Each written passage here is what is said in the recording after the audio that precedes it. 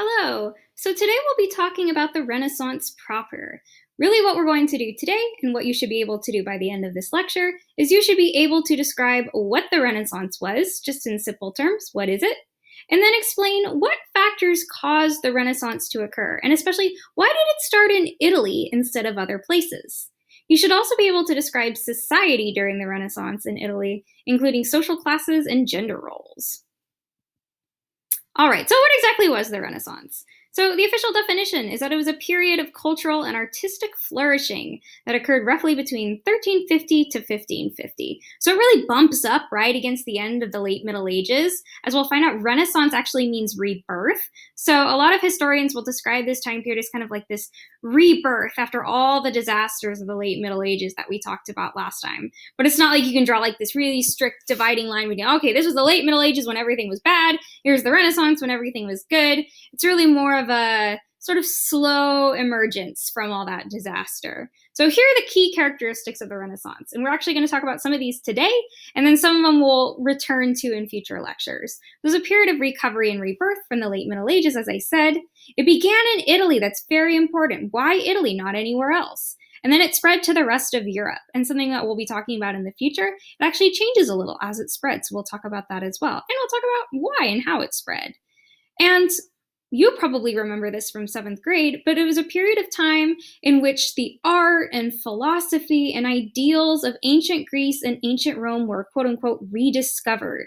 So we'll be talking about, well, where did those ideals go during the late Middle Ages? How were they rediscovered? And then what spin did these new Renaissance philosophers and artists, what new spin did they put on the art and philosophy of ancient times? All right, so this here is a graph, an estimated population of Europe from 1200 to 1550. And this is something you might see on the AP exam in the multiple choice section. So oftentimes they will give you graphs or images or pieces of text, and they will ask you questions based on that stimulus. So the question that I'm asking you here isn't a multiple choice question, but go ahead and take a crack at it. So based on this graph, what happened to the population of Europe in the 1300s? And when did this trend reverse? So, as you saw in that graph, there was a huge collapse in the population during the late Middle Ages, and we know that was the result, right, of the Black Death. So that was just a way to get you to remember, right, that the Renaissance is all about this period of rebirth, right, from the Black Death and all the other tragedies and disasters of the late Middle Ages, like the 100 Years' War and things like that. So the Renaissance starts in Italy, and Italy, as we remember also from the last lecture, was not a unified country yet. It was a bunch of little city-states, each ruled by their own ruling families. Sometimes some of them had monarchs. We'll be looking a little bit a little bit more at that in the future. So Italy's not a unified country, but they still had several advantages that will give it a leg up and help the Renaissance start there. So first of all, Italy was very wealthy. Its prosperity was a huge reason why all this innovation and artistic flourishing came out of Italy. Kind of like, I like to think of it as sort of like Silicon Valley today, right? You have tons of wealthy investors in Silicon Valley who are willing to finance all these new apps and technological products that we use, right? So in Italy, you had this class of wealthy elites who, most importantly, they weren't nobles, they weren't kings like in the rest of Europe, who could fund artists and scholars who studied those ancient Greek and Roman texts. But it wasn't just Italy's prosperity that was the main factor here. Italy's prosperity actually came from these other factors, such as geography and social structure. So I'm not going to go too deeply into those now because the next slides are going to cover those very in depth. All right, so the first factor is Italy's geography. And Italy's geography is important for two reasons. So first of all, it's going to allow Italy access to lots of trade. And that trade is going to be in luxury goods, which contributes to Italy's prosperity, but it's also going to be in ideas, which I'll talk about on the next slide. But let's talk about that relationship between trade and prosperity right now. So as you know, Italy is located pretty centrally in Europe. It's a peninsula that juts out into the Mediterranean Sea. And because of that, it had great access to all these trading routes overseas, right? Especially with the Middle East. So traders from Italy could trade luxury goods like textiles and metal, right? They could trade those goods with people from the Middle East and bring all that wealth into Italy. Another advantage that Italy had sort of in this area of trade was Italy was very good at banking. So Florence was the capital of banking during this time. And one of the main families that we will see actually several times throughout this unit was the Medici family or Medici family. You see it pronounced both ways, who were a key banking family. And they grew very, very, very rich. And as we'll find out, what do rich people like to do with their time and money during this period? They like to give it to other people, especially artists. All right, but trade is important for another reason, as I mentioned. It gave Italy not only access to luxury goods that made it rich, but it also gave Italy access to knowledge.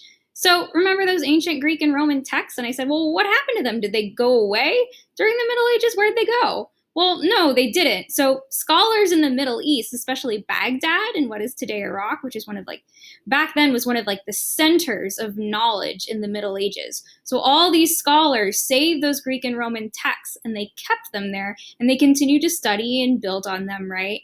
And during the Renaissance, Italian traders are like, hey, these are pretty cool. So they took not only the old Greek and Roman texts back to Italy, they also took some of those ideas that Middle Eastern scholars had developed. So a lot of Middle Eastern scholars made advances in science and medicine and math, and Italian traders brought those all back to Italy.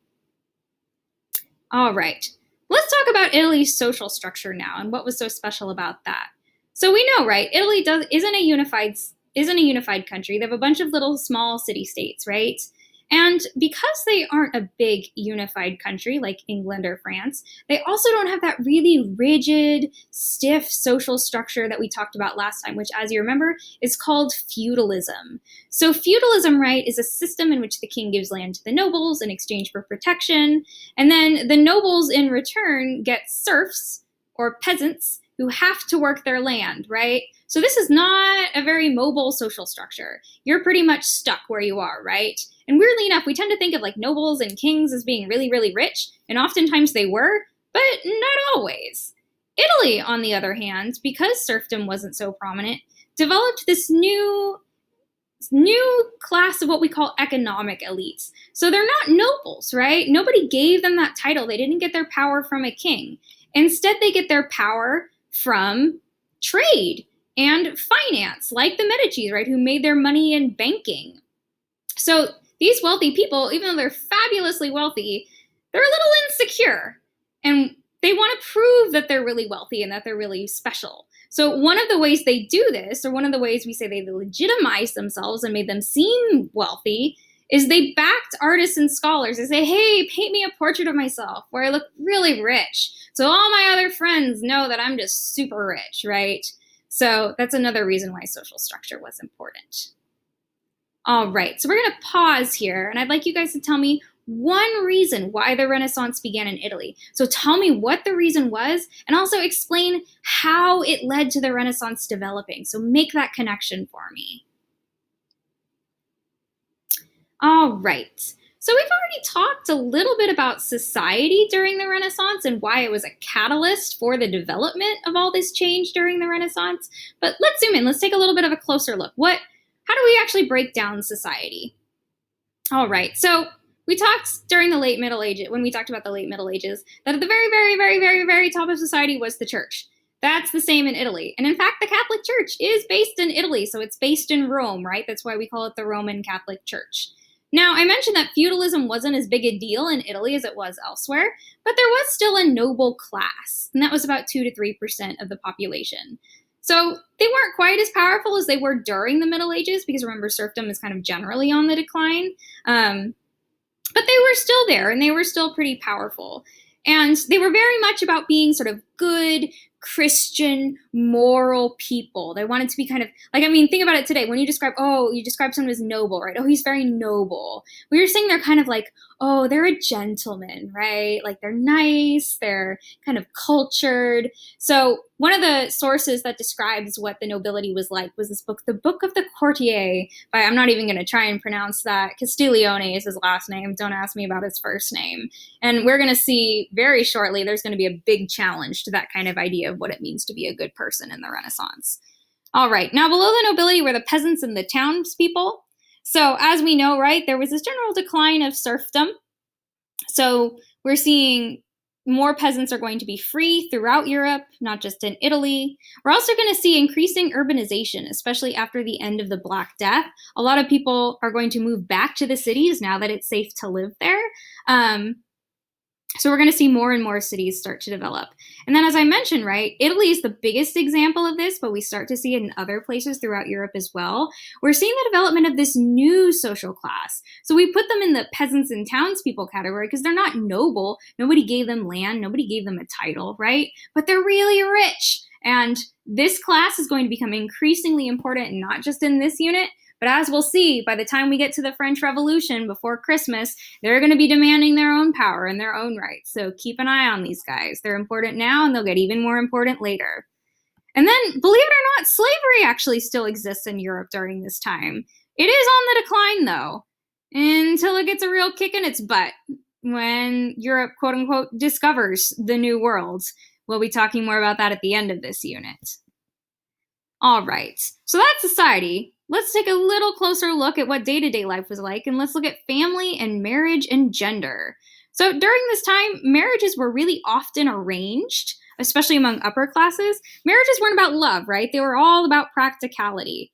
A wife's family would usually pay a dowry to her husband's family, and that was actually a way a woman could move up in society. So suppose a woman's family manages to get all this money. They're like, hey, rich husband, look at all this money we can give you. And he's like, all right, great. So a woman could marry into a higher social class if her family had a big enough prize available for the husband, as creepy as that sounds. So this whole time period was very what we call patriarchal. So the father was the head of the family. That didn't mean that women had zero power. Oftentimes they were responsible for managing the household. So they were in charge of, like, especially if the family was wealthy and they had lots of domestic servants who did the laundry and the dishes and sewed clothes and whatnot, the wife would be in charge of coordinating that. Sadly, though, this was a time of really high infant mortality, so lots and lots of babies died. Of course, there wasn't any birth control yet, so women oftentimes had a lot of babies, but not all of them made it to adulthood, sadly. And then going back to sort of the relationship between husbands and wives a little bit, husbands tended to be older than their wives. And then there was this weird double standard where husbands could have affairs, but wives couldn't. So not a very sexually progressive society, we would say nowadays, but of course they didn't really have that perspective back then. So that's that. Thank you for watching, and make sure to answer the questions at the end.